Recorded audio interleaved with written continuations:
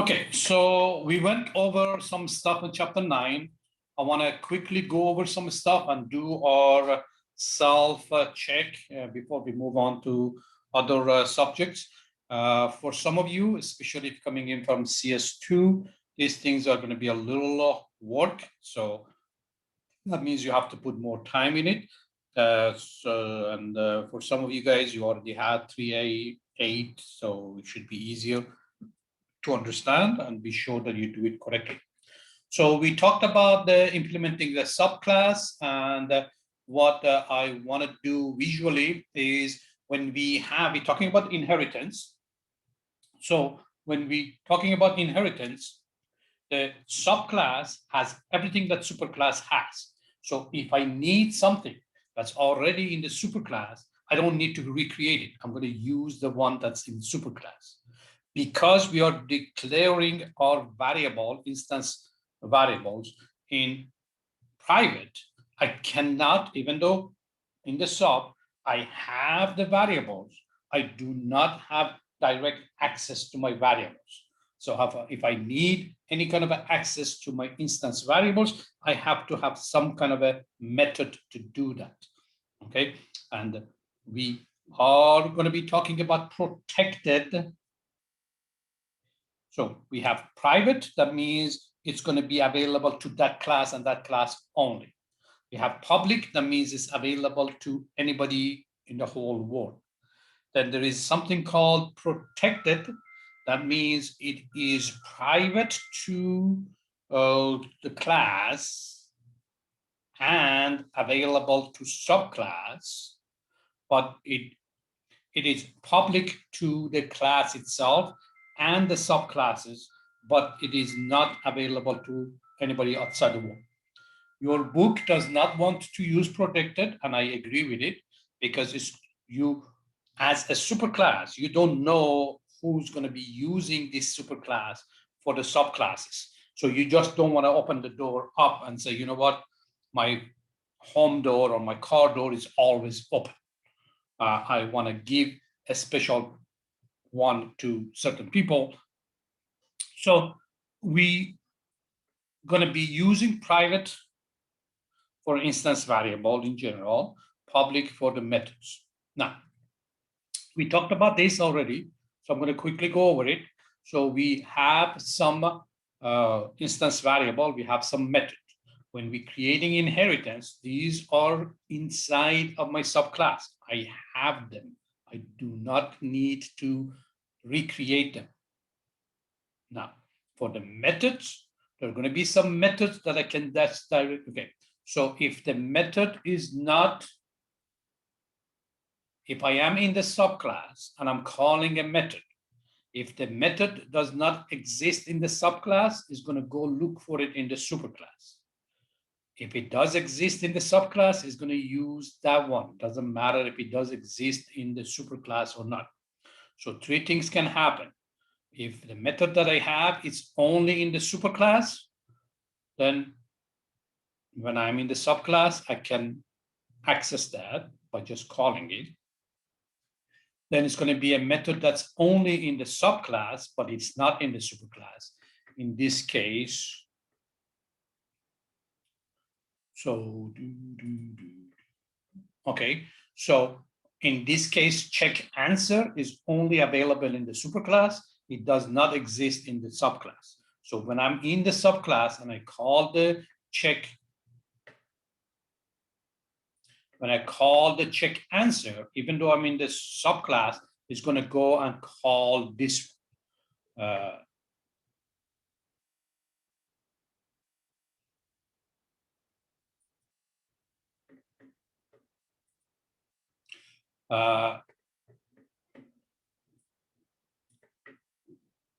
Now, if I am in the sub and I'm calling the add choice, the add choice only exists here.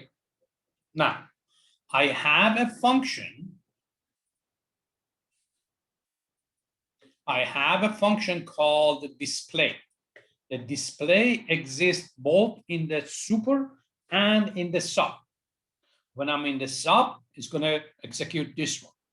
Remember, when I'm in the sub, All of these things are part of my class. But because I'm here and I'm calling this display, it's going to overwrite this display, meaning that I'm going to be right here. I'm going to execute this one. If I am creating an object of a super, I can do that. It's a class, I can do it. And then display is going to be called this one. That's why you can pass a child where a super is needed, because the child has what the super has. So if I call a function, a method, that the parameter is going to be an object. If I pass an object, that's a type of super, is going to execute this display. If I pass an object, that's a child, is going to do this one. We don't talk more about that. So that's what's called overriding. Overloading is different number of parameters, different data types. So you're talking about the signature of these two, exactly the same thing. That's called overriding. You're shadowing the one before it. Any questions of what I'm saying? We talked about this. I just want to review it one more time before we get into our self-check. Yes, go ahead, Brian. So for overloading, you said same data type or different data type? Because I thought it was the same. Overloading is there's the different data type or different number of parameters. So the signature is not the same. Okay. Yeah. So here the display, both of them don't have any parameter. So if one of them had one parameter, they are not overriding, that's overloading. So if I had this display here with one parameter, this display here with no parameter, that is overloading, it's not overriding. The problem with that is when I pass the sub instead of a super, then it's going to get all confused over there. So let's not worry about overloading right now. Let's focus on overriding. Overriding means the signature of my method, the top line of my method, the declaration of my method is exactly the same thing. And that's what we're going to be working in this chapter. Any other questions? That was a good question. So just to reiterate, override means to provide new implementation for the subclass, right? Correct. Okay. Thank you. And we're going to look at that right now. So this is my subclass right now. My subclass is going to have extend the superclass. And then I have this instance variable in the sub. It does not exist in the super. I have this method in the sub that does not exist in the super. Then I have this display that does exist in super and in sub.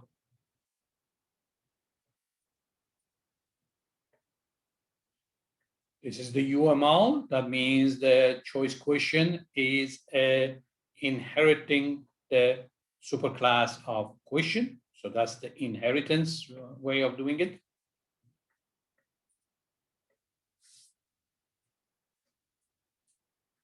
So I know I have the set answer, but the set answer in the super is accepting a string.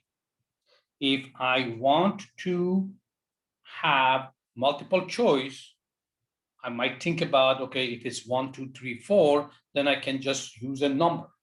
But if I use a number for my choices, then my set answer and check answer of my super, I cannot use it anymore. Because that's where we're talking about overloading. Because if I decide I want to use the numbers for my choices, then I have two methods in the top. That's not going to work. Now, if I take my number and I change it to a string, remember my set answer in the super is going to accept the string. Then I don't need any more method. I'm just going to use that one. So this is something that you have to think about during your design. I need a set answer in my sub. My first intuition is to put the number in there. But then I say, wait a minute, I have a set answer in my super. All I need to do is just change my number to string, then I can use the method that's available already. The focus is reusable code. Same thing goes with my check answer. If I'm doing the check answer, I don't have, when I have it as a string, I can call the check answer that's already in the super. I don't need to create another one for it. So the focus is, can I use the methods that I already have? Okay, so the add choice, we decide that we're going to do this because our array list is private and we don't want people directly connect to our array list and change things. So we're going to be doing this. So the add choice is going to have two things. So maybe the first time you look at this, it might be kind of weird, but let's go through it to be sure we understand it. First, we're going to get our choice. Remember, this is a multiple choice. So we're going to have, let's say, 4 choices. And let's say number 2 is the correct answer. So when we're passing over here, we are talking about the choices that's coming in, and it's going to say which one is the correct one. Let's say number 2 is the correct one in that case. Now, when it's Boolean, that means if it's correct, that means this choice is the correct answer. So when I'm adding choice, if my choice is correct one, this is going to be true. So I'm going to be calling this 4 times for my add choices on a question. So I have 4 multiple choice questions. So the first time come around, I'm going to read the first one. I'm going to add it to my list.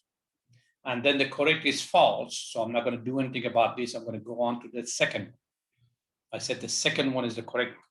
So I'm going to put the second one into my choice array list. Now, this correct is true. That means this choice is the correct answer. Now, if the correct one, then I'm going to be needing the number. Remember, the choice was 1 and then it was 2. So how do I find the 2? I'm not passing it over here.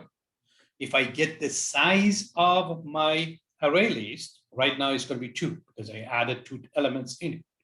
So I'm going to get the size of my array list, which is 2. I'm going to change it to a string. This is the way we're going to change it to a string. Now I'm going to use that string 2. I'm going to pass it to the set answer. Now in set answer, I'm going to have a string 2. So a string 2 is going to be going to my set answer.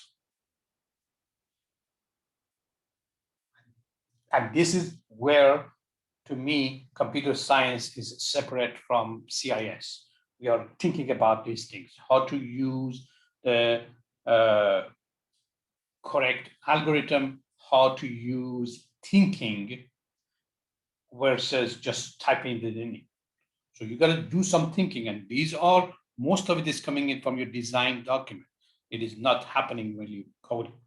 So we got to think about this. So multiple things are happening over here. You got to consider those things for reusable code. Now, we have so we talked about, we have some stuff in sub, we have some stuff in super. Now, if we want to separate them, we can use the word this. This means current object. Whatever current object that I have, I'm going to be using the word this in it.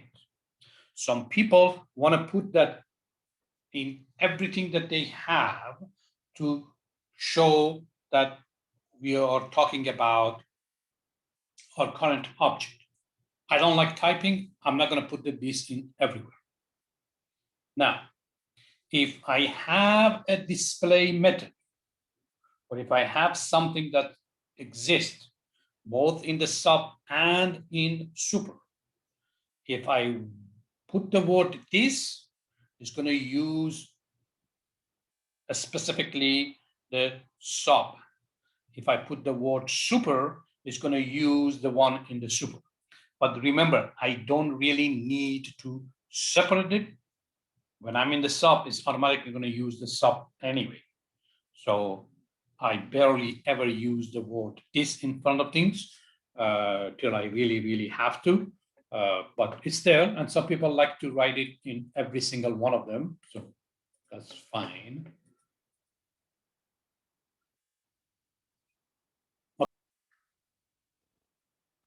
Okay, so if I am in a subclass and I want to specifically call something that's in super, remember, if I'm in the subclass and I call something, it's going to look for it in the sub first. If it does not exist, it's going to go to super. So if I have two versions of something, one in super, one in sub, then I can specifically say the word super at the beginning to call the one that's available in super.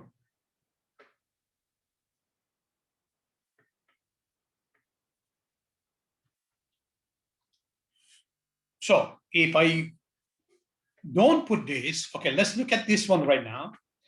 And then, so let's look at this one right now. If I didn't put the word super over here, I have deposit amount, and the name of the method is also deposit. So I am getting into a recursion, meaning that inside my method, I'm calling the method itself. So this is going to run forever because I don't have no stopping point. But what I meant to do is to call the deposit method that is in the super. So we're going to see this a lot, meaning that we have something in the super, we're going to call it, and then we're going to add some to it. So if I have a method that is in the super, and I have the same method in the sub, I don't have to rewrite the code. I'm just going to call the one in the super, and I'm going to add some to it. Is that clear?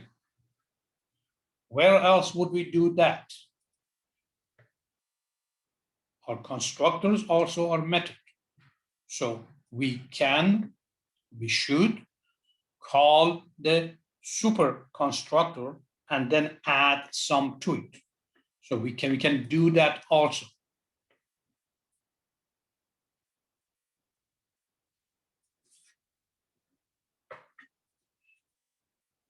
Okay, so I can use the word super inside my constructor. So remember, when you have a subclass, you're going to have your constructor, but you have a super that has a constructor also. You should not rewrite the code. You should call the constructor for the super and then add some stuff. Remember, you have constructor, default constructor, and you have constructor with parameters. So if I'm calling the super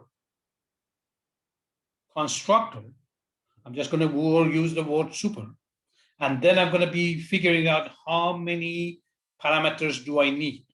So if it's a default constructor, I can just put nothing in there. Super. So I can potentially have super that would give me the constructor for the super. Remember, regularly, you cannot call the constructor by itself. But in this case, when I'm in the sub, I'm going to call the constructor of the super. And if it's an empty constructor or default constructor, I can call it like this. If I have, let's say that my sub is going to need 2 parameters for my constructor, then I'm going to call super with one of those parameters to call the constructor, set certain instance variable that I have in the super, and then I'm going to have some additional one later.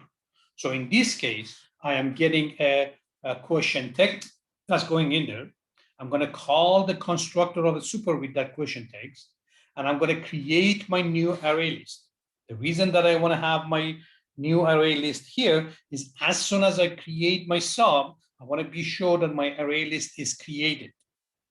It's an empty pointer, but if I don't have the object of array list and somewhere somehow I'm trying to add something to it, then we're going to have a major issue. So I want to be sure that if I have any object, if my object contains another object, I want to be sure in my constructor, I'm going to create that object. So when it's used, I can use it. So I could do this in another method, but in here, it's going to be guaranteed that's going to be created. But if I would have put it in another method, it would not be guaranteed that's going to be created. So when we have object inside of other object, we want to make a note of creating the internal objects in the constructor to be sure that it's available all the time. Questions? Yes, I have. Since we're on super, when we're working with constant variables, what's better practice to use super dot and then the constant variable, or can we just like write the constant variable as it is? I mean, Okay. it works with both, but I'm just wondering what's better practice. Okay, remember, if there is something in super and in the sub, when you're calling it, it's going to be available to you. Okay, so if you are in the sub, let's say you have overdraft that's defined in the super. First of all, if you define it as a static, which you should, it's going to be created only one time. 2, if you declare it as public, it's available everywhere, including the sub. But if you declare it as private, it is private to your super, including your sub. So if you have some constant variables that's defined in the super and you define it as a private, you cannot directly access it in sub. General rule of thumb, the constant variable, you want to define it as a public. If it's something that you want everybody to access it, and you define it as a final, so they cannot modify it. So that's the general rule of thumb. But if you define it as a private, you cannot use it in the sub or anywhere else. But that's a good practice to use the constants as much as possible. Okay, thank you. Okay, so the part of the polymorphism, we talked about it already, that we can pass the subclass as a superclass in a method. So here we have a function method. So we have a method. This is not part of my class. It's outside of my class. It's either main or some other places. So I already have my class, and somewhere I'm creating object of my classes. So if I have a method that is not part of my class, then I put it outside of it, and this is one of them. So this is called present question. So in this case, it's going to use, so I am taking the input and output outside of my class. I'm not going to print anything inside my class. I'm going to do it outside the class. So we're going to create a method to print my stuff. So in this one, it is going to be using the respond that's getting from the user. It's going to pass it on to check answer, and it's going to print it to see if it's true or false. So it's asking the user to do a respond. Remember, this is not part of my class. And then it's going to do the check answer. Now, if I am passing we're going to make it as a super. And this one, the key here is this check answer exists both in super and sub, but the sub doesn't have the same check answer. It's going to be the same as super. So if I call this one and I pass an object that is a super, no problem, it's going to come and do it. If I pass a sub, also is going to come and do it. So this is called polymorphism, that I can pass the subclass instead of super as a parameter, where you can simply declare the parameter variable of present question method to have the type question. Somewhere in here is explaining what I'm talking about. So that is called polymorphism. Be sure you understand that it's going to show up in your interview if you're going for an object-oriented programming job.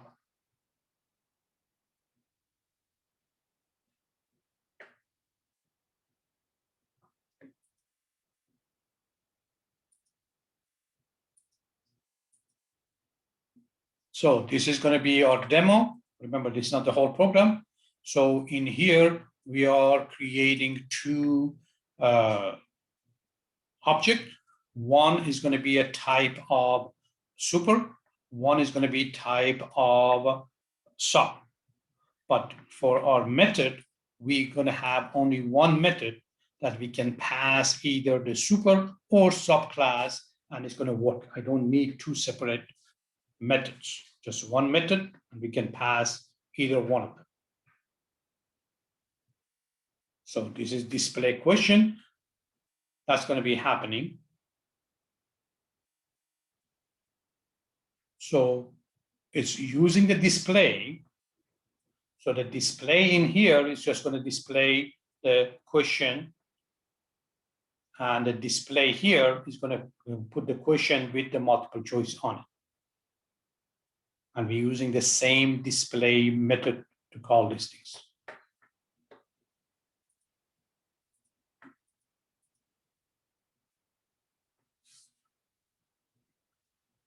So in the present question, we're calling the display.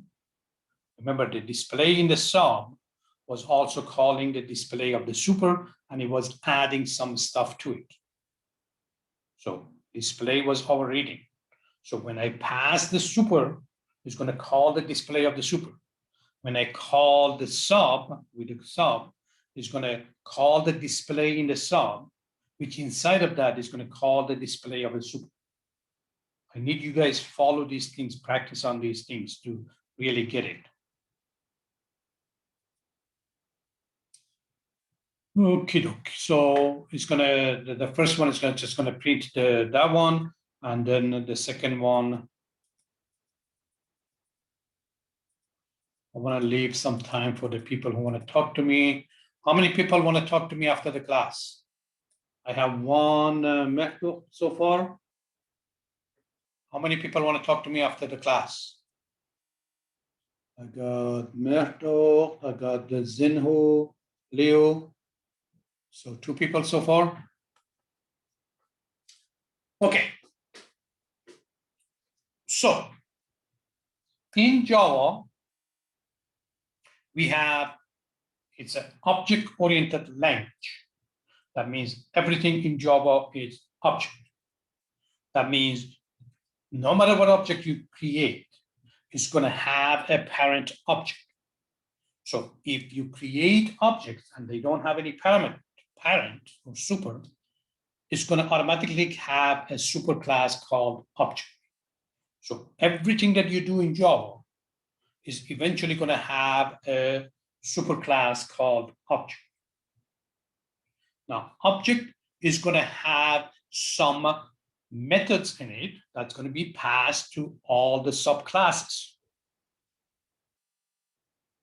So we will learn about how we can enforce subclasses to write the code for the ones, but right now these are available. So the toString equals to and the hash code.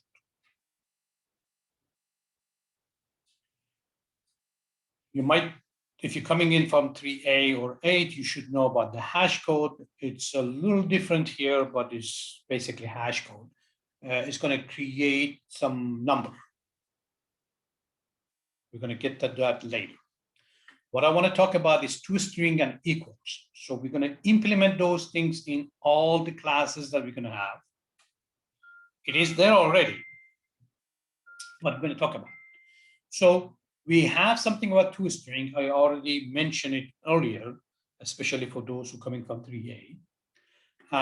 So the toString is going to take your object and it's going to create a string of your object. So instead of printing stuff in your object, you're going to have a toString. So toString, if I take my object and I typecast it to a string, is going to call this method toString. So you as developer, we're going to define what the toString is. So if somebody print my object, what is it that we want to show them? The equals is the method that we're going to be overriding. That's going to say if one object is equal to the other object. Again, if we don't write these things in our sub, it's going to call the one that's coming in from the super, which is the object, and it might not do what we want to do, but it's there. So every object in Java has these three methods. If you don't override it in your program, it's already there. But when you override it, you're going to specifically say how your object is going to react to these methods. So we're going to look at those two first. So this is the way everything is in the example that we are working with this chapter, that we are talking about the questions and those kind of things. So the question, we created a superclass question, but because question doesn't have any parent, it's automatically a subclass of an object. And then we created the choice question and numeric question, which are subclass of question, and the question is subclass of object. So all of these are going to have the toString equals to and the hash code. And of course, we have some other classes that you worked with and you saw it, and all of them are coming in as a superclass of object. So when we are calling the toString, we're going to define how this is going to happen. So if I am doing box plus box, or I'm doing the print ln or print on the box, what it's going to do is going to automatically call the toString. It's going to get the toString that's available, and it's going to put it in. So the toString of this rectangular is going to have the name of the package plus some identifiers. So this is what the toString is in the rectangle. It's going to have the name of the package and the variables x, y, width. So somebody wrote this inside the rectangular.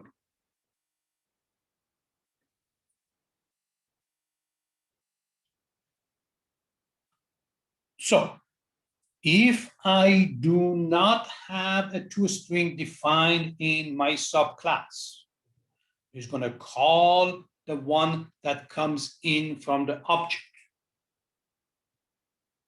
So when it's coming in from the object, the toString is going to have the name of the object or the class and the hash code for it, where the location of it is in the memory. So it's going to print the class name and the hash code of the object. So this is the hash code of the object. The reason for that is the toString is not defined in the bank account. So it's going to call the toString of the object. And because the object doesn't see anything beside it's just in the super, it's going to say the name of it, name of the class, and the hash code.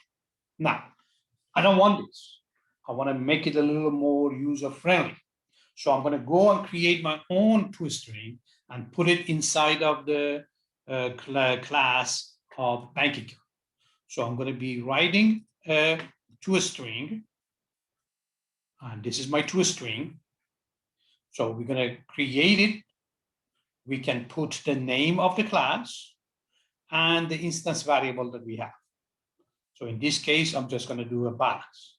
So when I call the bank account, when I don't have to directly call the toString. If I am adding it as a string, or I'm printing it, wherever it's forced to become a string, when it's forced to be typecast to a string, it's going to automatically call my toString. But I can call it to see what's going on. And if I do that, it's going to print this. And then, of course, the balance is a variable that's coming from my instance variable. So it's going to display something like this. So that's my toString. Generally, we use this for debugging.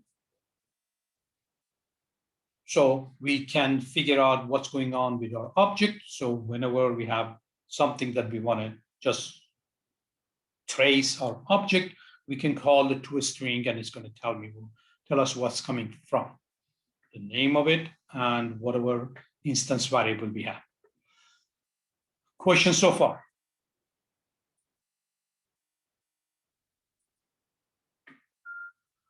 So the equals, same thing. If I don't mention it, it's going to call the equal that's coming from the object. It doesn't know what object is, so it's going to compare whatever it's trying to compare. If I am using the equal sign, it's going to check their addresses in the memory. And basically, I'm checking it to see if they are pointing in the same location in the memory. That is for the equal. That's generally not what we want. We want to check to see if they're equal. So if I have a student object, and I'm comparing to see if this student object is the same as the other student object, what is it that I'm comparing? I have seen some people are using the compare to in their code, and that is just a red flag, knowing that, anyway. So this is the equals. So we are comparing two objects to see if they are equal or not. So the question that we should ask, and we should implement toString and equals in our objects, classes all the time, is when I'm comparing two things, what is it that I'm comparing? So let's say I'm comparing two countries. Am I comparing their to see if they have the same population, or if they have the same area, or they have the same, I don't know, income or spending. So we as a developer are going to define what is it that equal. So if I'm comparing two stamps, am I comparing the price of the stamp? Am I comparing the color of the stamp? Am I comparing the picture on the stamp? So what is it that I'm comparing to see if they are equal or not? And that's something that we have to define inside our class. So when we have two objects, then we can compare it to see if they are equal or not. We use the equals for a string. That's the way it's defined inside the string, and how we're going to check it. So you already use the equals.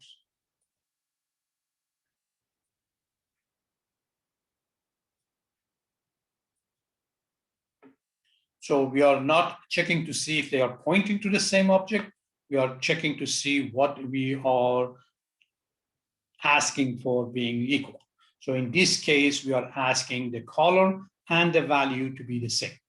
So if two stamps have the same color and the same value, that would be equal. You might just go with the value. You might want to go with the picture. So whatever we're defining, that's going to be the equal for our objects.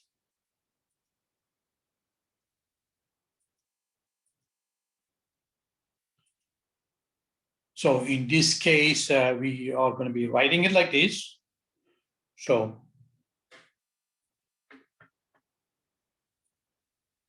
this is the way we're going to do it. Remember, object is our superclass. And because we can pass the subclass as a super, we are going to be putting our object as a parameter. So if I put an object, I can pass any subclasses in. And that's the way we're going to do it for the equals. It's going to have the object in there. Now,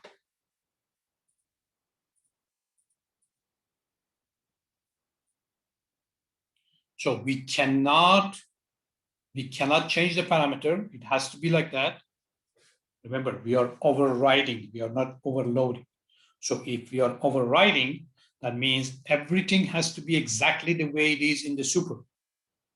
And because in the super, we have the object and we have returned the Boolean, this has to be exactly like that. We cannot modify it. We don't want to do overloading.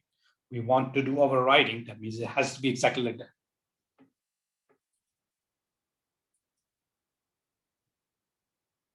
Now, when I call this one inside my stamp, I want to check the color and the amount of the stamp. But if this is coming from the object, super object, it doesn't have the color, it doesn't have the amount. So I have to take this object, I have to change it, typecast it to a stamp to be able to access its instance variables.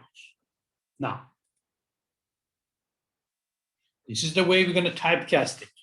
So I'm going to be typecasting it using this stamp. So I'm typecasting this object to a stamp. Now I can use it to get the, so I'm going to typecast it, then I'm going to check the color, and I'm going to check the value. Now, something interesting is happening over here. I am accessing my instance variables directly, even though they are private. Remember, this object is coming to me. This is not my current object. It's an outside object coming into me, and I am accessing a private instance of other object inside here. This equals method lets me do that. This is not the way you can do it in any other place.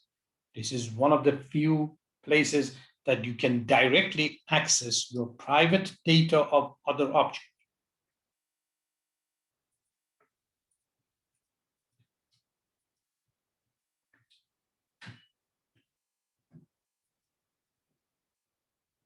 We have something called instance of. We can check to see if this is the correct class that I want to compare to. So in this case, I want to check to see if my object is type of question before I typecast it. Because if somebody send me a class of a car, I typecast it to the question, then I don't have the things that I want. So instance of, remember the sub is also instance of a super. So I don't have to check the sub, I just check for the super. So I can just say, if it's instance of a super, then I do a typecast.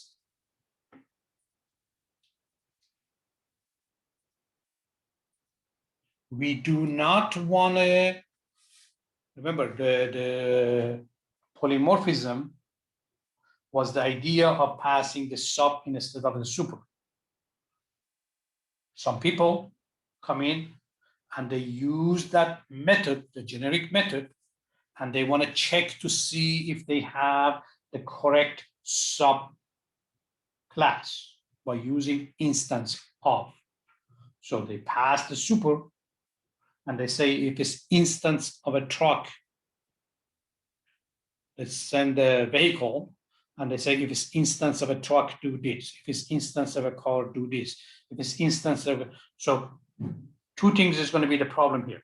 One is we are not fully using our polymorphism. Second, we don't know what other subclasses is going to be created as we're moving on. So if we are checking for instance of all the subclasses coming in, that means anybody anywhere create a subclass, we have to come back and modify this method, which is going to get very, very messy because most of the time we don't even know who's going to create the subclass.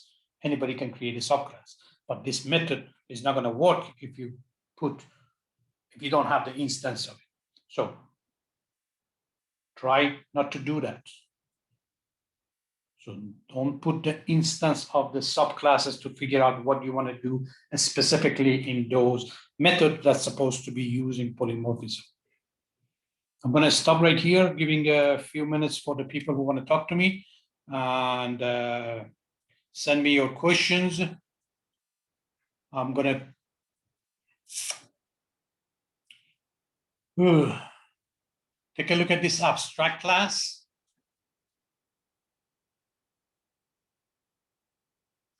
I'm going to come back and talk about this on Monday, about the abstract class.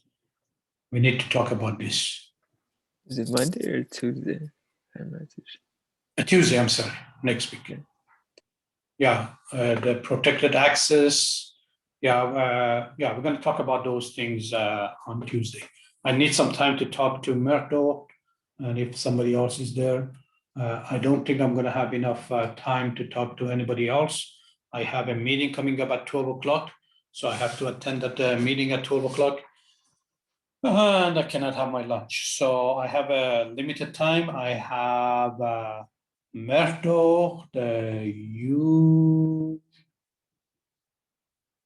Yukang, and Zion who don't want to talk to me. So I see how much time we are having. The rest of you guys have a good weekend. Write a lot of code.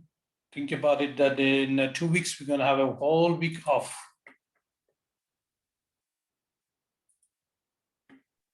Thank you. Good day. Thank you, Professor. Good day.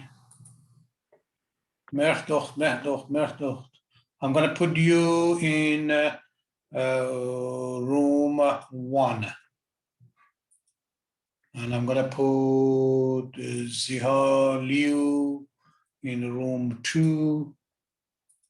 And you can, I'm not sure I'm going to get to you, but I'm going to put you in room 3. I have to leave at 12 o'clock. I have a meeting that I cannot miss. Okay. The rest of you guys, see you later.